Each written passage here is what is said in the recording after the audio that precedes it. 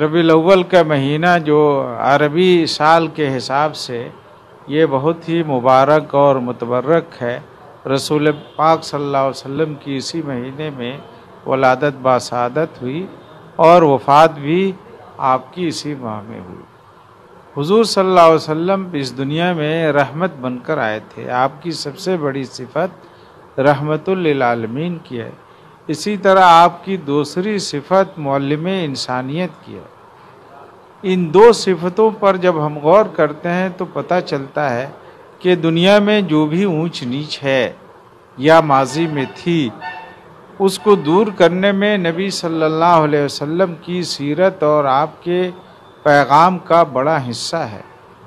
آج بھی جو دنیا میں نفرت ہے، اونچ نیچ ہے، مساوات کی کمی ہے، چاہے وہ مساوات سماجی ہو یا معاشی ہو، اس کو اگر ہم حاصل کرنا چاہیں گے تو رسول پاک صلی اللہ علیہ وسلم کی تعلیمات ہمارے لیے بہترین نمونہ اور اسوہ کا کام کرے گی۔ اسی لیے آل انڈیا ملی کونسل بہار نے یہ طے کیا ہے کہ اس ماہ مبارک کو ہم لوگ رسول پاک صلی اللہ علیہ وسلم کی سیرت کی تعلیمات کو عام کرنے کے لیے استعمال کریں۔ اس کے کئی گوشے ہیں۔ مثال کے طور پر سب سے پہلی بات یہ ہے کہ ہم میں سے ہر شخص، چاہے وہ مسلمان ہو یا مسلمان نہ ہو، یہ معلوم کرے کہ رسول پاک صلی اللہ علیہ وسلم نے انسانوں کو بحیثیت انسان کیا درجہ اللہ کی طرف سے دیا ہے، اور انسان کو انسان کے ساتھ اکرام کا، محبت کرنے کا ان کا جو طریقہ تھا، ان کی جو سیرت تھی، اس کو ہم لوگ اپنی زندگی میں اپنائیں۔ دوسرا کام، ایک مسلمان ہونے کی حیثیت سے گھر کے ہر فرد کو چاہیے کہ اس ماہ مبارک میں خاص طور پر سیرت کے مضامین وہ پڑھیں، کتابیں پڑھیں، یا جو رسول پاک صلی اللہ علیہ وسلم کی سیرت کو بیان کرتے ہیں ان کی مجلسیں گھروں میں لگائیں، محلوں میں لگائیں، مسجدوں میں، نہ صرف جمعہ میں بلکہ جمعہ کے علاوہ دنوں میں بھی، جیسے سنڈے کا جو دن ہوتا ہے، اتوار کا، جس میں عام طور پر کاروباری سرگرمیاں بھی بند ہوتی ہیں، تعلیم گاہیں بھی بند ہوتی ہیں، اس تاریخ کو اس طرح کے پروگرام اگر کیے جائیں جس میں نوجوانوں کے لیے بھی الگ سی تقریریں ہوں، بچوں کے لیے ہوں، خواتین کے لیے ہوں، کہ وہ زندگی گزاریں کیسے۔ رسول پاک صلی اللہ علیہ وسلم کی زندگی کے دو حصے ہیں۔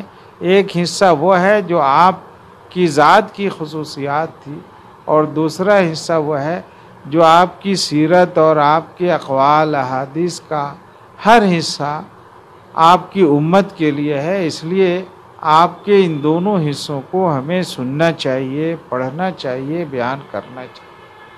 مسجدوں کے علاوہ ہمارے پاس جو تعلیم گاہیں، چاہے وہ اسکول ہوں، مدرسے ہوں، کالج ہوں، کسی طرح کے بھی اس طرح کے اجتماعات کی جگہیں ہوں، ان کو اس مہینے میں ہم لوگ سیرت کے پیغام کو سننے کے لیے، عام کرنے کے لیے استعمال کریں۔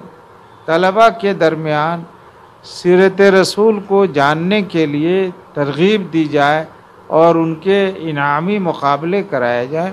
بہتر ہوتا کہ اس پر مضامین لکھوائے جاتے کہ بچوں کے لیے حضور کے ارشادات کیا ہیں، آپ کی سیرت کیا ہے، خواتین کے لیے کیا ہیں، اور ان مضامین پر بھی انعامات دیے جائیں۔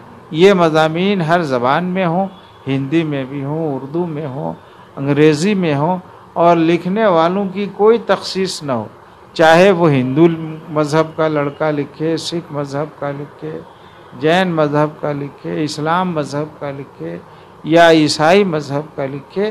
لوگوں کو ترغیب دی جائے، کتابیں دی جائیں۔ سب سے بہتر چھوٹی کتابوں میں رحمت عالم ہے، یا ہندی کتابوں میں حضرت محمد کا جیون پریچے، یا اس طرح کی بہت ساری کتابیں ہیں۔ اچھی کتابیں جو موجودہ زمانے میں لکھی گئی ہیں، جس کو عام پڑھے لکھے لوگ سمجھ سکتے ہیں آسانی سے، وہ رسول پاک صلی اللہ علیہ وسلم کی سیرت پر مولانا وحید الدین خان کی ہے، مولانا خالد سیف اللہ صاحب کی ہے، اور جو اہم کتابیں ہیں وہ سیرت النبی ہے، رحمت للعالمین ہے، سیرت المصطفیٰ ہے۔ اس طرح کی کتابیں بھی زیر مطالعہ رہنی چاہیے۔